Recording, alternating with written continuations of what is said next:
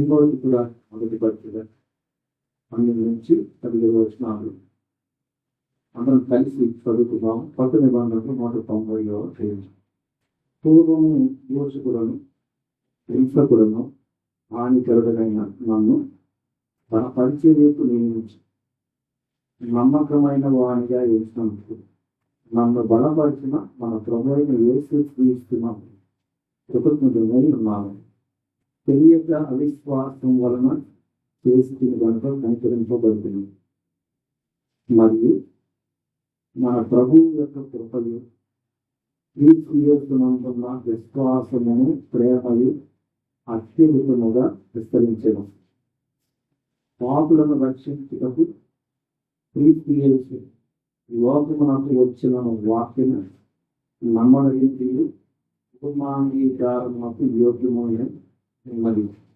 అట్టి వారిలో నేను ప్రధానులను అయినను నిత్య జీవము నిమిత్తము తనను విస్మరింపబోవు వారికి నేను మాదిరిగా ఉండేలాగా యేసుక్రీస్తు తన పూర్ణమైన దీర్ఘశాంతము ఆ ప్రధాన పాపినైన నాయందు కనుపరిచినట్లు నేను కనికరింపబడింది.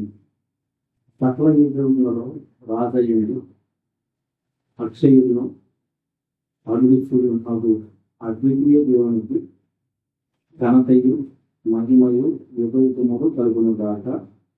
ఆమేన్. ఈరోజు దేవుడు మనల్ని ఎంకరేజ్ చేసి దేవుడు స్థితితో భాగంలో ఈ వాక్యం తీసుకోవడం. అపొస్తలుడైన పౌలు గారు మన గురించి తను చెప్పుకున్న సాక్ష్యం ఇక్కడ కనిపిస్తా ఉంది. పూర్వము దోషకులను హింసకులను హానికరుడనైన నన్ను తను పూర్వము స్థితికి పూర్వం రక్షణ పొందటం ఆయన దోషకు దేవుని సంఘాన్ని హాని చేసిన వాడు దోషకున్నది దేవుని దగ్గరికి దోషకులని చెప్తున్నాడు. లేకపోతే దేవుడిని దూషించిన వాడు చెప్తున్నాడు. రాయలబడలేదు మనసు దేవుని బిడ్డలకి హానికరంగా ప్రవర్తించిన తీరు కనిపిస్తాను. ఇది పాపిమైన తనను కూడా 15వ వచనంలో ఆ సాక్ష్యం కనిపిస్తూ ఉంది. అట్టి వారిలో నేను ప్రధానుడని పాపులను రక్షించడు. పాపుల్లో ప్రధానమైన నన్ను ఆయన రక్షించి బలపరిచి తన పరిచర్య కూడా నియమించాడు అనేది ఆయన చెప్తున్నాడు. మనల్ని బలపరిచిన తన పరిచర్యకు నియమించి నమ్మకమైన వారిని ఎంచి బలపరిచాడు. దేవుడు ఎలా ఉన్నాడంటే మనం ఆరాధించే దేవుడు మన పాపాలను బట్టి శిక్షించకుండా మనకి రక్షణ అనుకునేది అంటే మాత్రం కాకుండా తన పరిచర్లో కూడా వాడుకునే దేవుడుగా ఉన్నాడు. ఆయన చెప్తున్నాడు ప్రధానమైన పాపి అలా నాకు దేవుడు సహాయం చేశాడు. యేసుక్రీస్తు కృతజ్ఞుడై మాట చెప్తున్నాడు. సో మన జీవితంలో కూడా ఈ మాట సరిపోతుంది. మనం అపరాధములతో పాపములతో సరిపోయిన వారిని స్వాభావికంగా రెండవ మరణంతో పాపమే ఉన్న మనల్ని కూడా క్రీస్తు యేసులో దేవుడు దర్శించాడు. మనకు కూడా ఒక నిరీక్షణ ఎంకరేజ్మెంట్. పాపంలో ఉన్నప్పుడు సైతం తీర్చిన వాడిగా ఉన్నాడు. పాపమైన మనకు కూడా ఒక హోప్ ఉంది. రండి మీరు అక్కడే ఉండొచ్చు. పాపంలో ఉంటే మీరు చనిపోతారు మరణం వల్ల. మిమ్మల్ని నేను పిలుస్తున్నాను, నువ్వు ప్రోత్సహిస్తున్నాను. రండి అక్కడే ఉండదు. ఆ దారి చేయాలంటే నీకు మరణం, నిత్య మరణం, నిత్య అగ్నిగుండం. అయితే నేను పిలుస్తున్నాను. మీరు నా వైపు చూస్తే ఈ స్థితి అలా ఉంటుంది. మిమ్మల్ని బలపరిచి రక్షించుకొని బలపరిచి నాకంతా వాడుతుంటాడు అని చెప్తా ఉన్నాను. మన జీవితంలో కూడా ఈ మాట నిజమే. సో క్రీస్తు యేసులో దేవుడు ఎలా ఉన్నాడంటే మనల్ని ప్రోత్సహించే దేవుడు. కీర్తనలు 113 ఇలాంటి భావం కలిగిన ఒక మాట కనిపిస్తూ ఉంటుంది. 7వ వచనం 8వ వచనం. రెండు కలుపుకుంటే ఆ భావం వస్తుంది. ప్రధానులతో, మన ప్రజల ప్రధానులతో వారిని కూర్చుండబెట్టుకదే ఆయన నేల నుండి దరిద్రులను లేవనెత్తువాడు. దరిద్రులకు అసలు రోగం ఉంది. దేవుడు ఈ దేవుని వైపు చూస్తే వాళ్ళకున్న ప్రోత్సాహం ఏంటంటే, నువ్వు ఒకప్పుడు దరిద్రుడు ఉండొచ్చు, నీవు నా వైపు చూస్తే ప్రధానులతో, ప్రజల ప్రధానంతో నిన్ను కూర్చోబెడతాను అంటున్నాడు. ఆయన నేల నుండి దరిద్రులను లేవనెత్తువాడు, పెంట కుప్ప నుండి గీతలను పైకెత్తువాడు. ఈ మాట అసలు పోపే లేదు. పెంట కుప్పల్లో అలాంటి పరిస్థితుల్లో దరిద్రంగా ఉన్న వ్యక్తి క్రీస్తు యేసు ద్వారా క్షమాపణ పొంది దేవుని దగ్గరికి వస్తే ప్రధానులతో, ప్రజల ప్రధానంతో వ్యక్తులు అపోస్తలుడు పౌలు గారు చెప్పింది, ప్రధాన పాత్రైన నన్ను, దోషకుణ్ణి, హింసకుణ్ణి, హాని చేసిన వారిని అలాంటి నన్ను కూడా, పాపుల్లో ప్రధానంగా ఉన్న నన్ను కూడా రక్షించుకోండి, బలపడి పరిచయం చేయవాడిగా అన్న కీర్తించిన కీర్తనలు మొదటి సమయంలో 2వ అధ్యాయంలో కూడా ఇలాంటి భావం కలిగిన మాట ఏంటి? 7వ వచనం. యెహోవా దారిద్ర్యము ఐశ్వర్యమును కలుగు చేయవాడు, చేయవాడు లేవనెత్తేవాడు, దరిద్రులను అధికారంతో కూర్చున్న వ్యక్తులకు మహిమ గల సింహాసనం స్వతంత్రించుకుంటున్నాడు. వారిని మంటిలో నుంచి ఎత్తువాడు ఆయన, లేమి గల వారిని పెంట కుప్ప నుండి లేవనెత్తువాడు. లేని అంటే లేనాడు, పెంట కుప్ప నుంచి లేవనెత్తుతాడు. వారి పరిస్థితిని చాలా బాగుపడతాడు. దరిద్రులను అధికారులకు కూర్చోబెట్టాలి. అది దేవుని ఎంతో మనసు. ఇది ఎంకరేజ్. మా దగ్గరికి వస్తే అలాంటి దయనీయమైన స్థితిలో ఉండదు. నువ్వు ప్రకృతి బాగుపడద్దు. నువ్వు దళితుడిగా ఉన్న మా వైపు నువ్వు వచ్చావంటే అధికారులతో మహిందర సింహాసనం స్వతంత్రించుకుంటావు. మంటిలో లేవని. సో మన జీవితంలో కూడా దేవుడు ఎలా ఉన్నాడంటే, మనం పతనంలో ఉన్న స్థితి నుంచి మనం లేవనెత్తే దేవుడిగా ఎంకరేజ్ అవలేదు. నీ లైఫ్ నువ్వు ఏం చేసుకోవాలి? ఇప్పుడుకైనా నా వైపు నిన్ను నేను కృంగిన స్థితి నుంచి పాప స్థితి నుంచి పరిశుద్ధమైన కుటుంబానికి దూరంగా ఆయనకున్న స్థితి నుంచి కుమార్తె నేను చేర్చుకుంటాను అంటున్నాడు. సో యేసుక్రీస్తులో పతనమైన మానవునికి దొరికేది ఏంటంటే ఆయన బాగు చేస్తాడు, లేవనెత్తుతాడు, గొప్ప స్థితిని కలిగి చేస్తాడు.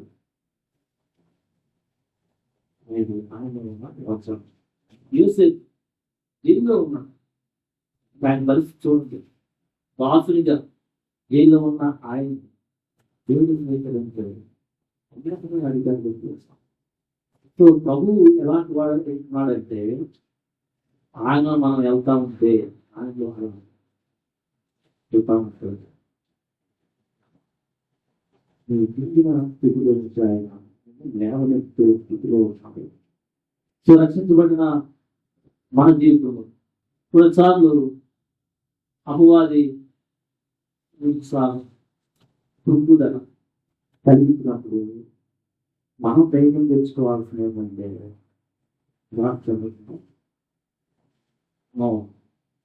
టెంపరీ ఈ పరిస్థితులు నేను విశ్వాసాన్ని కంటిన్యూ చేస్తే మా దేవుడు లేవనెత్తుతాడు, ఈ స్థితిలో నేను ఉంచదు. మనం యెషయా గ్రంథం 41వ అధ్యాయంలో 9-10 వచనాలు, భూదిగంతరం నుండి నేను పట్టుకొని దాని కొనల నుండి పిలుచుకొనిన వాడ, నీవు నా దాసుడు అని నేను నిన్ను ఉపేక్షింప ఏర్పరచుకుంటే అంటున్నాను. నేను నీతో చెప్పి ఉన్నాను, నీకు తోడి ఉన్నాను, భయపడదు. నేను దేవుడిగా ఉన్నాను, నిద్రపడదు. నేను నిన్ను బలపరుస్తాను, నీకు సహాయం చేయవాడని నేను.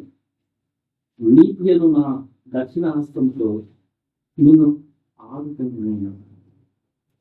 కొన్నిసార్లు జీవితంలో భయపడే స్థితిలో వస్తాయి. ఆ పరిస్థితి రెండు విధాలుగా రావు. పాపం చేసి పట్టణ స్థితి ఎవరు రక్షించబడినా కూడా నువ్వు అవగాహన లేదు. రక్షించబడి నీతిలో నడుస్తున్నావు కూడా నీకు శ్రమ రావు. యోగ ఎగ్జాంపుల్ తీసుకోవచ్చు.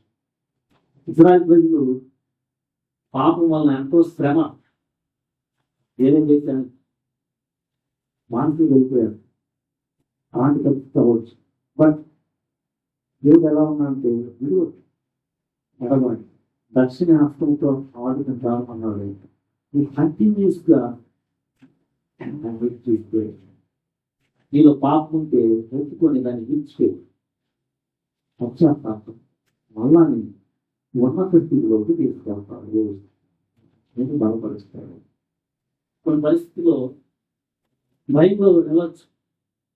ఏసుప్రభువు కూడా భయపడచ్చు, మనల్ని మాత్రమే భయపడు. మనకి దేవుని యొక్క శక్తిని చూస్తావు అని పండుగకి వచ్చినవాడు భయంతో ఏంటొక పరిస్థితి అన్నప్పుడు మనకి దేవుని వైపు చూస్తే ఈ స్థితి బాగు చేస్తాడు. చాలా అనారోగ్యం పరిస్థితులు ఇలాంటి బాగా వస్తున్నాయి. భయపడద్దు. నువ్వు నమ్మితే దేవుడు నిన్ను ఆ స్థితి నుంచి బాగు చేస్తాడు. భయపడతాను ఎప్పుడే చేస్తాడా. సో మనం యెహోషువ గ్రంథంలో వాగ్దానం యెహోషువ మొదటి అధ్యాయంలో నేను యుద్ధాలు ఎట్లా చేస్తాను అన్నప్పుడు మాట 9 యెహోషువ 1:9 నేను మీకు ఆజ్ఞ ఇస్తున్నాను కదా, ఎవరో ఒకరికి ధైర్యంగా ఉంది, ఎదురు పడుతుంది, జడివెత్తున్నాను. నీవు నడుచు మార్గం నక్షత్రంలో నీ దేవుడైన యెహోవా నీకు తోడై ఉంది. ఇదంతా ఉపయోగించుకుంటున్నాను. తనకైతే ఆ పరిస్థితి చాలా జరిసే అంతమందిని లీడ్ చేసి అన్ని యుద్ధాలు చేయాలంటే ఎవరు చెప్పండి. వాడు ఇప్పుడు పడుతుంది జరిగదు. నువ్వు నడిచే మార్కెట్లో కూడా నేను నీకు తోడై ఉన్నాను. నువ్వేం చేయాలంటే వాక్యానికి పెద్దగా చదువుకోను, దాని ప్రకారం నడుచుకుంటా జాగ్రత్త. నేను నీకు తోడై ఉన్నా అని చెప్తున్నాను, ఎంకరేజ్ చేస్తాను. ఒక చడిసే పరిస్థితులు దేవుడు ఎలా ఉన్నాడంటే ఎంకరేజ్ చేసే దేవుడుగా ఉన్నాడు. అబ్రహాం కూడా ఒకసారి ఇలాంటి పరిస్థితి వచ్చింది. ఆదికాండం 15లో. సో భక్తుల జీవితాల్లో దేవుడు వారి విశ్వాసాన్ని కొనసాగించగలుగునట్టుగా ఎంకరేజ్ చేసే దేవుడు ఉన్నాడు. మొదటి చదువు జరిగిన తర్వాత జరిగిన తర్వాత యెహోవా వాక్యం భయపడుతుంది, నీ బహుమానం అత్యధికమని అగునని చెప్పింది. ప్రభు అయిన యెహోవా నాకేమి ఇచ్చిననేమి నేను సంతానం లేని వాడని కోరుతున్నాను. నమస్కు ఎలియాజరే మా ఇంటి ఆస్తికర్త ఎవరు కదా. ఇక్కడ చూడండి, అబ్రహాముకి ఇంత సంతానము అడగదు.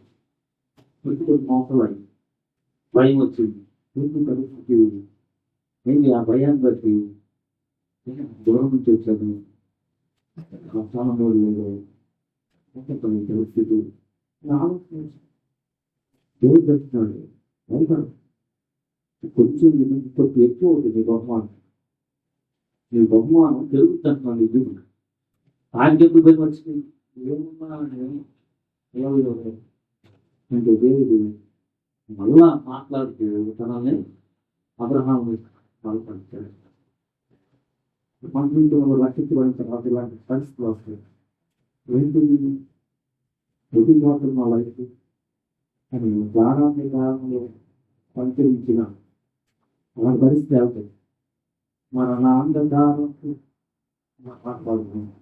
అలాంటి పరిస్థితుల్లో దావిదన్నాడు, నీ దిక్కుతో నీ దండము నాకు తోడై ఉంటుందని కాపరిగా ఉండి ఎడవుతుందా బలపరిచి ఉన్నత స్థితికి తీసుకెళ్తాడు. దావీదు సౌలు చేత తరం పడితే ఉన్నప్పుడు తన పరిస్థితి ఆలోచించి చివరికి లైఫ్ ఎట్లా ఉండేది ఒక మహారాజు అయ్యాడు. సో మన జీవితంలో దేవుడు ఎలా ఉన్నాడంటే మనం ఆ నీటిలో నడుచుకుంటూ ఉంటే మనం ప్రోత్సాహించి బలపరిచి పౌరులు చెప్తున్నాడు, పరిచయం కూడా ఇచ్చాడు, నమ్మకమైన గాలిగా ఇచ్చాడు. అక్కడ హింసించిన వారిని ఎవరన్నా నమ్మకమైన గాలికి ఇస్తాడు. అలాంటి నాకు కూడా ప్రోత్సాహించాడు, సాక్షి పెట్టినట్టు.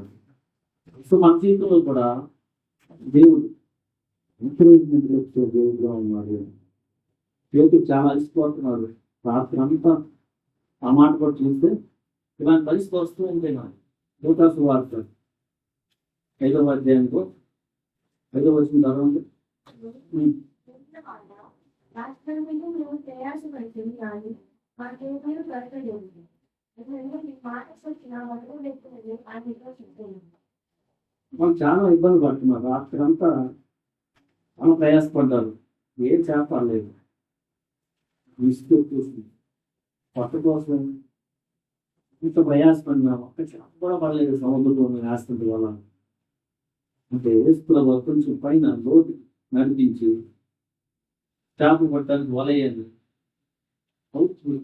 వదిలవాళ్ళకి విస్తారమైన చేపలు పట్టుకోండి, వల కూడా మిగిలిపోయి అంత చేపలు పట్టడం చేస్తాం. కొన్నిసార్లు ఇలాంటి పరిస్థితులు వస్తే మనకి ఇంతగా ఫ్యామిలీ జరగలేదు. అలాంటి పరిస్థితుల్లో కూడా మీకు సహాయం చేసి ఏమవుతుంది గ్యారేజ్ మేము అభివృద్ధి పొందుతాం, మేము అభివృద్ధి పరిస్థితులుగా ఉంటాం. సో ఈరోజు మనం యాభై చాలా మోసగాడు మోసగాడి పరిస్థితి పాటించమైంది. ఆయన వైపు దేవుడు ఇది ఇజ్రాయెల్. ఆ మాట చాలా ఎంకరేజింగ్. 32వ అధ్యాయం 28వ వచనం. అప్పుడు ఆయన నేను దేవుడితో మనుషులతో పోరాడి తెలుసుకుని పంపాను. మీరు మీ పేరు ఉజ్రాయేలు కానీ యాకోబు అనవద్దని. ఎంత ఎంకరేజింగ్ గా మాట కలుగుతున్నాడు. దేవుడితో గెలిచారా, మనుషులతో గెలిచారా? అలా అన్నంటే బాగా భయపడతా వస్తాడు. అప్పుడు అన్న బందేస్తాడేమో భయం. యాకోబు పరిస్థితి ఏంటంటే అక్కడ నేను వెళ్తే నా అన్న చాలా కోపం మీద ఉన్నాడు, బందేస్తాడేమో అన్న భయంతో ఉంటే ప్రభు ఎంత బలపరుచున్నాడు. దేవుడితో పోరాడి గెలిచావు, మనుషులతో కూడా పోరాడి గెలిచావు. నీ పేరు ఇక మీద యాకోబు గారు కూర్చోడు. ఇంకా గరం పేరు కూర్చోడు.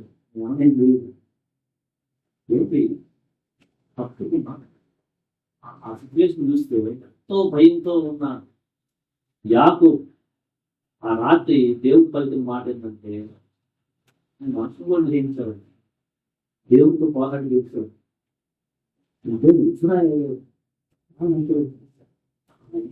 లేకపోతే ఆయన లైఫ్ సో మనకు కూడా ఇలాంటి పరిస్థితులు వచ్చినప్పుడు ధైర్యం ప్రోత్సహించేగా ఉన్నాడు. మనం దావీదు విషయంలో 17వ అధ్యాయంలో కూడా 50 వచనం మొదటి సమయంలో 17:50 దావీదు ఫిలిష్తీయుని కంటే బలాఢ్యుడై శత్రువులైతే దక్షిణంలోను రాజ్యంలో ఆ ఫిలిష్తీయుని కొన్ని చంపింది. మాటలు ఉన్నాయి. మళ్ళీ ఒకసారి నిర్మాణం చదవండి. దావీదు ఫిలిష్తీయుని కంటే బలాఢ్యుడై. ఆ పదం భావం చూడండి. నిజంగా ఫిలిష్తీయుని కంటే బలాఢ్యుడా చెప్తున్నాడు. చెప్తున్నాడు ఫిలిష్తీయుడు చాలా ఆయుధాలు వేసుకుని ఉన్నాడు. ఈ చిన్న పిల్లాడు దేవుని నామంతో వస్తే విజయం వచ్చేసి ఆ విజయాన్ని కూడా దేవుడు దావీదుకి ఇచ్చి దావీదుని ఎంకరేజ్ చేస్తున్నాడు. ఒక మాటతో ఏమంటున్నాడు? దావీదు ఫిలిష్తీయుల కంటే బలాఢ్యుడై ఖడ్గం లేకుండానే ఒడిసెలతోనూ రాత్రితోనూ ఆ ఫిలిష్తీయుని పొట్టి చేస్తున్నాడు. దేవుడి వైపు చూస్తే మీకు నూతన బలం వస్తుంది. నేను ఎంకరేజ్ చేస్తాను.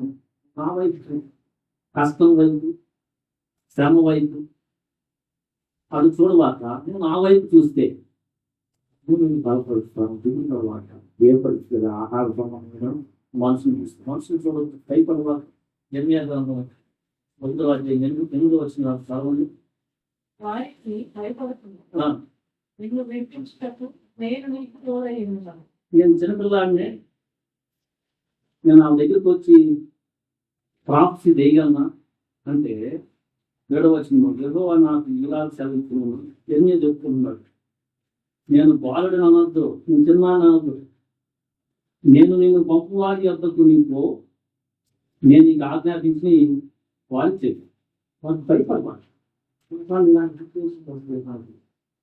మనుషులు భయపడతారు. ఇందాక ఇలాంటి సిచ్యువేషన్ పని చేయడానికి భయపడుతున్నాడు. ఇది ఎందుకు భయపడుతున్నాడు అంటే, దేవుడు చెప్పిన మాట చెప్పాలని చెప్పాలంటే అది చెప్తే ఏమనుకుంటారు,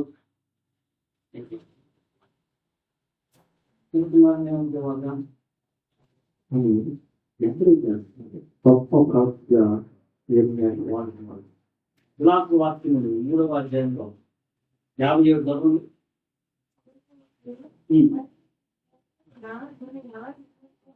నా ఎదురు పరిస్థితి భయపడుతుందని నేను చెప్తున్నాను. ఆయన బందీ గృహంలో ఉన్నాడంట. 25-55 వచ్చింది. అగాధమైన బందీ గృహంలో నుండి నేను నీ నామమును బట్టి మొదలు ప్రార్థన చేస్తున్నాను. మన దీంట్లో కూడా ప్రభు వైపు చూస్తే ఇంకా ప్రార్థన చేస్తుంటే ఆయన మనం అడిగితే భయపడుతున్న దిగులు పడుతూ నేను బలపరుస్తాను, వాడతాను, వీటికి నా దర్శనాస్తాను, నేను ఆదుకుంటాను, వారి నుంచి నేను విడిపిస్తాను. నువ్వు చిన్నాడు అనుకోవాలి. ఇప్పుడు మన దీంట్లో మన యొక్క శ్రమంలో వెళ్తున్నాం, ఒక ఒంటరితనంలో వెళ్తున్నాం, ఒక ఆకలి గురించి ఇబ్బందులు పడుతున్నాం, మనుషులు ఎవరన్నా బెదిరిస్తున్నాం, అపవాదితో యుద్ధం చేస్తా ఉంటే ఎట్టి పరిస్థితి ఎవరుగా ఎందుకంటే మనం శరీరంతో కాదు పోరాడేది, పురాత్మ సమూహంతో ఎగసి ఆడవాడు. అలాంటి సమయంలో కూడా మనకి విజయం ఇచ్చే దేవుడుగా ఉన్నాడు, ఎంకరేజ్ చేసే దేవుడుగా ఉన్నాడు, సాధించే దేవుడుగా ఉన్నాడు. కీర్తనలు 54 కూడా భక్తుని యొక్క 4వ వచనం ఇదిగో ఎవరే నాకు సహాయకుడు, ఎవరే నా కార్యము ఆదరించువాడు. చాలా డీప్ డిస్కస్కి వెళ్ళాడు. జీబీలు వచ్చి దావీదు నా దగ్గర ఉన్నాడు వచ్చి పట్టుకో అని చెప్పినప్పుడు దాస్తున్నాడు. చాలా భయం వస్తుంది. ఆదరించుకోవడం నీకేం కాదు, నీ పరిస్థితి అదే నుంచి రాబో కాదు నీవే మాట్లాడతాను బట్టి దావీదు వీటన్నిటిలో కూడా వెళ్ళగలిగాడు. వెళ్ళి దేవుని యొక్క ప్రోత్సాహం ఉంటుంది. రక్షణ పొందిన నీ జీవితంలో దేవుడు ఇలా నడిపిస్తాను.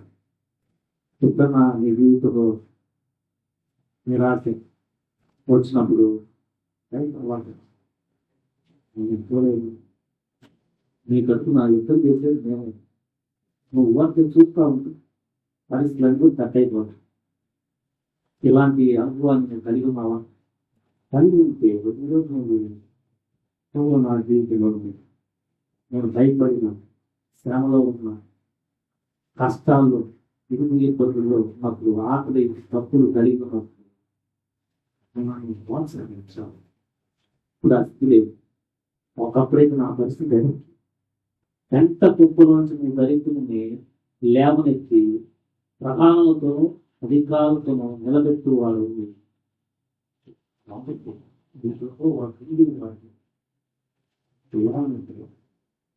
ఇలాంటి దేవుడు ఒకప్పుడు నీ పరిస్థితి నా పరిస్థితి ప్రధాన దేవుడికి ఎదురు చెప్పడం, ఊహించడం.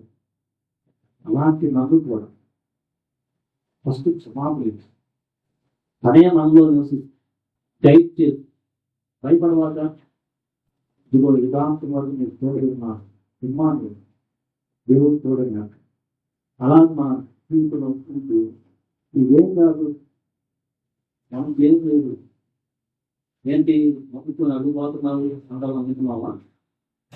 నేను నమ్ముకుంటే ఆయన చిన్నప్పుడే అయిపోయిందా ఏంది ఇంకా పెద్ద పుస్తకం కూడా పెడుతున్నట్టున్నది అప్పుడేంటి అంటారు వేసారా అది ఆ మాట ఎదురుగా కాల్చుకోవాలి బాగుంటుందని అనుకోవద్దు ఎన్ని బాగుంది నేను ఎందుకు చెప్తానా నేను ఎందుకు చెప్తాను నేను ఎవరు చెప్తే చిన్నప్పటి నుంచి ఎక్కువ సంవత్సరాలు వాడబడిన ప్రవక్తాయి చిన్నప్పటి నుంచే ప్రభునామాన్ని బట్టి ప్రవచించడానికి వాడబడిన ప్రవక్త వాళ్ళు చిన్నప్పుడు చూశారు నేను పిల్లల్ని తీసుకుంటే తీసుకుంటే ఇంకా మీరు ఆయన ఇస్తారు కాబట్టి మీకు తోడైంది మీకు బలం కలుగుతుంది బాగా నడిపిస్తారు దేవుడి మాటలు మీకు దాకా ఆమె